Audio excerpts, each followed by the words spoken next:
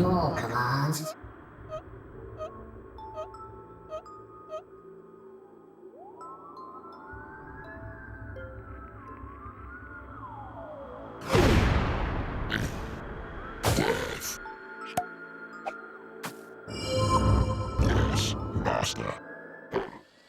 My name is NeverChris, and this is my review for Worms, a Space Oddity on the Nintendo Wii. This is the latest in the long-running Worms franchise returning to its roots. These are turn-based artillery firing games with different selectable weapons allowing you to choose the trajectory and power with varying amounts of gravity and wind. It's the same concept as games like Scorched Earth and Pocket Tanks.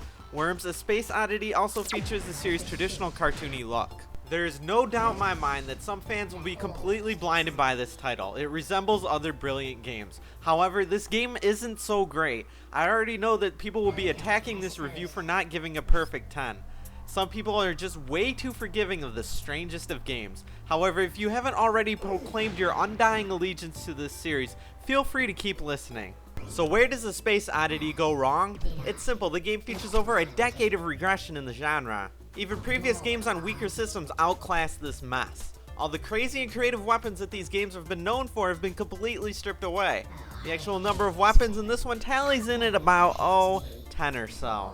This is ridiculous, and that number should definitely be much higher. You're stuck with essentially just varying styles of rockets and bombs in addition to a couple oddly placed extremely broken attacks.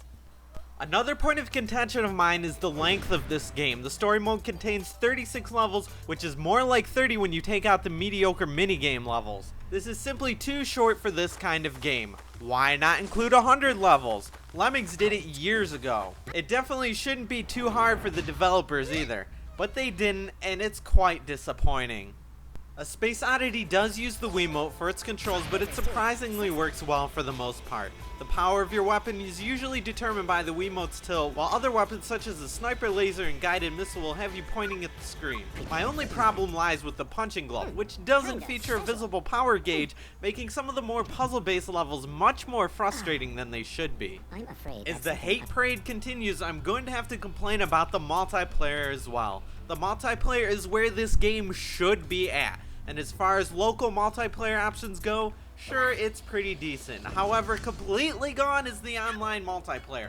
A staple since the Dreamcast iteration has been completely done away with. And that, my friends, sucks. Let me tell you all why online multiplayer is absolutely needed for this kind of game, and why having anything less should be considered a lost cause. Now get this, shock and surprise, I am not living in a college dorm. The times I manage to get people over who all like video games, are motivated to actually play video games, and are willing to play something other than a first-person shooter, Smash Brothers, Wii Sports, or the seemingly yearly game of Mario Party, are just about never. And even then, I personally have to be motivated enough to drag these people into playing this game and getting over the learning curve, despite the fact that I like many of those games much more than this. Okay, so why am I picking on this game so harshly? Because deep beneath its surface, there's an incredible game here.